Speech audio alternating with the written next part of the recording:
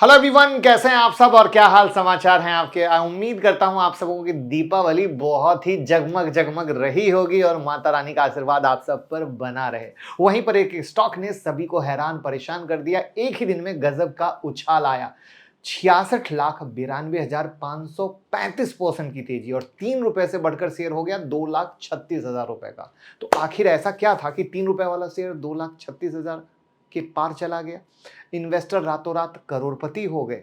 तो आज इसी को जानेंगे और कौन है इसका मालिक, क्या आपको खरीदना चाहिए या नहीं खरीदना चाहिए, सब चीज को कवर करेंगे। लेकिन पहली बार आए हैं तो चैनल को सब्सक्राइब कर लीजिए, बेल आइकॉन हिट कर लीजिए जिससे नोटिफिकेशन मिलती रहे और ऐप डाउनलोड कर लीजिए जहां पर आपको फ्री सेशन अब शुरू होने वाला है। दीपावली खत्म हो गई तो हमारा प्लान है हर हफ्ते फ्री लर्निंग सेशन ऐप पे रखने का। आप अपनी स्टॉक की क्वेरी भी कर सकते हो, ठीक है। और साथ में फंडामेंटल, टेक्निकल और ऑप्शन अगर सीखना चाहते हो तो वो भी अवेलेबल है जो आप ज्वाइन कर सकते हो। और जो यूट्यूब की मेंबरशिप है वो वहां पर इलीट मेंबरशिप के नाम से आ गई है, जहां पर आप ही लोगों की क्वेरी थी कि सर हमें यूट्यूब पे नोटिफिकेशन नहीं आता है तो ऐप लाइए जिससे कि आप जो लाइव मार्केट अपडेट डालते हो वो मुझे मिल सके।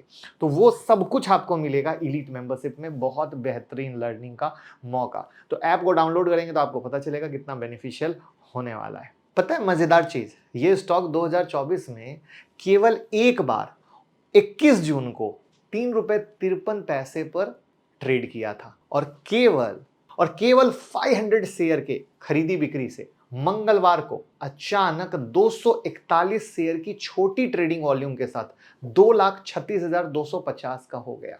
यानी इंडिया का सबसे महंगा स्टॉक। एमआरएफ था 1.2 लाख वाला, उसको पीछे छोड़ दिया है और अब ये बन गया। तो एक साल पहले अगर किसी ने इस शेयर में 1 लाख रुपए लगाए होते तो आज उसकी वैल्यू होती 701 करोड़। यानी अच्छे अच्छे दिग्गज को फेल। नाम क्या है कमेंट में बता दीजिए, देखूं आप कितने इंटरेस्टेड रहते हैं, कितनी जानकारी है। तो स्मॉल कैप का शेयर है। 29 अक्टूबर को बीएससी पर फिर से लिस्ट किया गया जिसका प्राइस था 2,25,000 रुपए। इंट्राडे के दौरान 5% की तेजी हुई, 2,36,250 पे पहुंचा। कुल मार्केट कैप करीब 4800 करोड़ का हो गया। अब सवाल है कि एक दिन में किसी शेयर की वैल्यू में 67 लाख % का इजाफा कैसे हो सकता है। कहीं फ्रॉड तो नहीं है। लेकिन इस कंपनी के केस में ऐसा नहीं है। नाम मैं बता दूंगा, आपने गेस तो किया ही होगा कमेंट में, क्योंकि सेबी के कहने पे लिस्ट हुआ। सोमवार को बीएसई ने स्पेशल स्टॉक ऑक्शन के जरिए नतीजे जारी किए जो कंपनी के शेयर की वैल्यू को तलाशने के लिए हुए थे। इस ऑक्शन के दौरान कंपनी के शेयर में तेजी दिखी और 2 लाख से ऊपर के प्राइस पर लिस्ट हुआ। अब सबसे पहले ये स्पेशल कॉल ऑक्शन होता क्या है इसको समझना जरूरी है और तब आप इन्वेस्टमेंट कर सकते हैं या नहीं, कौन है इनके मालिक, उसको आएंगे। तो इंडियन स्टॉक मार्केट में कई ऐसी लिस्टेड कंपनी हैं जिनके प्रमोटर ग्रुप की कंपनियां भी स्टॉक मार्केट में लिस्ट हैं लेकिन उनके शेयर में ट्रेडिंग नहीं होती है। ऐसी इन्वेस्टमेंट कंपनी या इन्वेस्टमेंट होल्डिंग कंपनियों की शेयर की सही वैल्यू तय करने और उनके सही मार्केट कैप को तय करने के लिए सेबी ने ट्रेडिंग का एक नया तरीका डेवलप किया है जिसे हम कहते हैं स्पेशल कॉल ऑक्शन। बात समझ में आई तो लाइक कर दीजिएगा। आमतौर पर यह कंपनी आरबीआई के पास रजिस्टर्ड एनबीएफसी कंपनी होती है। जैसे भारत में टाटा ग्रुप की कंपनियों की होल्डिंग कंपनी टाटा सन्स है जिनके बारे में बार बार आईपीओ आने की बात होती है। तो टाटा ग्रुप की सभी कंपनियों में क्या है, इनका इन्वेस्टमेंट है और इस कंपनी का करीब 66% टाटा फैमिली के सदस्यों की हिस्सेदारी वाले टाटा ट्रस्ट के पास है। और लंबे समय से आरबीआई इस कंपनी को भी स्टॉक मार्केट में लिस्ट कराने के पक्ष में, जिस पे मैंने वीडियो भी बनाई थी कि शायद अब रतन टाटा सर के नहीं रहने के बाद इनका लिस्ट हो सकता है। उम्मीद करता हूं आपने देखा होगा, ठीक है। रीजन टाटा ग्रुप और परिवार की वैल्यू अनलॉक हो सके और वही कुछ कहानी हुई इस कंपनी के साथ जिसका नाम अभी तक मैंने बताया नहीं है। फर्क सिर्फ इतना है कि वो पहले से स्टॉक मार्केट में लिस्ट थी। तो अब शर्त क्या है, कुछ शर्त होगी ना। तो भारत में स्टॉक मार्केट में लिस्ट कंपनी को अपने 25% शेयर होल्डिंग पब्लिक होल्डिंग के लिए रिलीज करना होता है। कंपनी के प्रमोटर के पास सिर्फ 75% की होल्डिंग होगी लिस्टेड कंपनियों में। ऐसे में इन्वेस्टमेंट कंपनियों के शेयर की ट्रेडिंग के लिए जो व्यवस्था होती है उसे स्पेशल कॉल ऑक्शन कहते हैं। और कुछ शर्त, तो शर्त क्या है, इन कंपनियों के शेयर का कोई प्राइस बैंड तय नहीं होता है जैसा आईपीओ के दौरान होता है। तो आईपीओ के दौरान एक फिक्स कहानी होती है, इनमें कोई फिक्स कहानी नहीं होती। इससे क्या होता है, इस कंपनियों के द्वारा शेयर की सही वैल्यू इन्वेस्टर द्वारा बिड से तय होती है, यानी कंपनियों के सीमित शेयर को किसी कीमत पर खरीदा या बेचा जा सकता है। अगर इन कंपनी के शेयर की नीलामी पहले दिन सफल नहीं होगी तो कई दिन तक बोली लगाई जा सकती है, जब तक कि कंपनी के इन्वेस्टर को इसका करेक्ट प्राइस नहीं मिल जाता है। और इस तरह के स्टॉक की नीलामी के लिए बायर और सेलर की संख्या क्या होती है? फिक्स होती है। एक लिमिटेड नंबर से ज्यादा लोग इसके लिए बोली नहीं लगा सकते। पॉइंट को समझिएगा, तभी आपको इस कंपनी की कहानी और भविष्य में होने वाली कंपनी की कहानी क्लियर रहेगी। इस तरह की कंपनी के शेयर की प्राइस डिस्कवरी अगर एक एक्सचेंज पर तय हो जाती है तो उसी वैल्यू को दूसरे एक्सचेंज पर ट्रेडिंग के लिए इस्तेमाल किया जाता है, यानी अगर एनएससी पे हो गया तो वही भाव बीएससी पे हो जाएगा।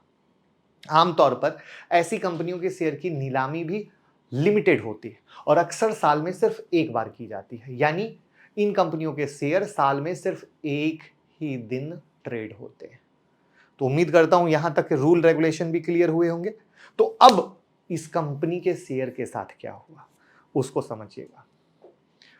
2011 से यह कंपनी का शेयर 3 रुपए के पास बना हुआ था और एशियन पेंट में इसकी हिस्सेदारी के हिसाब से इसके शेयर की वैल्यू मानी जा रही थी 5.85 लाख रुपए, मतलब 6 लाख रुपए का शेयर मोटा मोटा 3 रुपए के पास ट्रेड कर रहा है। यही मोटा मोटा कहानी था, लेकिन इसका उचित मार्केट प्राइस था नहीं। और चूंकि उचित मार्केट प्राइस नहीं था तो शेयर होल्डर क्या कहते थे? हम कम वैल्यू पर इसे बेचेंगे नहीं। फिर सेबी ने कंपनी को आदेश दिया कि भैया स्पेशल कॉल ऑक्शन के जरिए प्राइस डिस्कवर करो, क्योंकि रूल रेगुलेशन मैंने आपको बता दिया, क्योंकि यही तरीका है तभी कुछ हो पाएगा। और ये स्पेशल स्टॉक ऑक्शन होल्डिंग कंपनियों की मौजूदा मार्केट वैल्यू और बुक वैल्यू के डिफरेंस को कम करने के लिए सेबी ने करती है और सेबी ने एक्सचेंजों को हेवी डिस्काउंट के साथ एक ऑक्शन सेशन आयोजित करने का आदेश दिया। आज के डेट में इस कंपनी की मार्केट कैप है 4,725 रुपए। एशियन पेंट में हिस्सेदारी है 1.28%।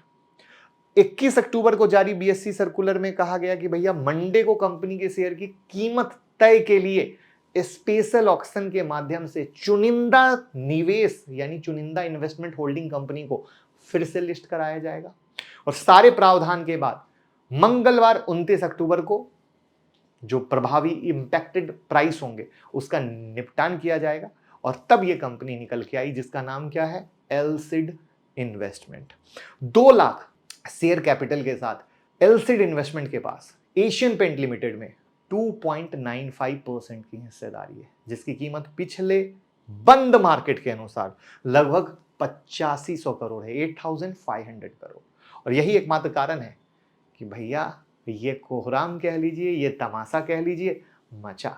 और कंपनी के जबरदस्त वैल्यूएशन के चलते कंपनी के शेयर एकाएक उछल गए। अब यहां पर इंटरेस्टिंग बात क्या है? आमतौर पर शेयर 5%, 10%, 15% या 20% उछलते हैं, लेकिन स्पेशल ऑक्शन के दौरान कोई लिमिट नहीं रहती। रूल रेगुलेशन मैंने बता दिया था ना, क्लियर। अब इस कंपनी का काम क्या है? तो इस कंपनी का काम लोगों के पैसे का इन्वेस्ट करना है। कंपनी मुख्य तौर पर शेयर, डिवेंचर और म्यूचुअल फंड में पैसा लगा। कंपनी की 2 subsidiaries Murahar investment and trading, सुप्ता सोअर इन्वेस्टमेंट एंड ट्रेडिंग कंपनियों में इन्वेस्टमेंट का काम करती है।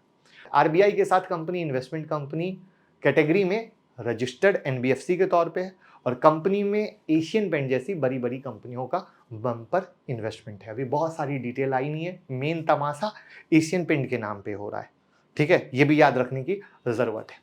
और इन सब के कारण से क्या हो गया? एलसीड इन्वेस्टमेंट देश का सबसे महंगा शेयर बन गया।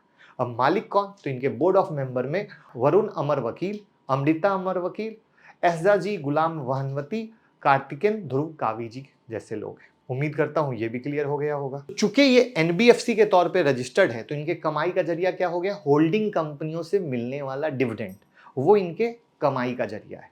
तो चूंकि एशियन पेंट में मोटा इन्वेस्टमेंट है और एशियन पेंट जो डिविडेंड दे रही है उससे भी मोटा आ रहा है, राइट। तो 8500 करोड़ की तो वैल्यू इधर ही बन गई, वो भी आपको क्लियर हो गया। लेकिन अब समरी क्या है? क्या आपको इन्वेस्टमेंट करना चाहिए? भैया ऐसे शेयर इलिक्विड शेयर होते हैं। आपको पहले रूल रेगुलेशन पता है क्यों बताया? क्योंकि लिमिटेड बायर सेलर आए, उन्होंने प्राइस डिस्कवरी की।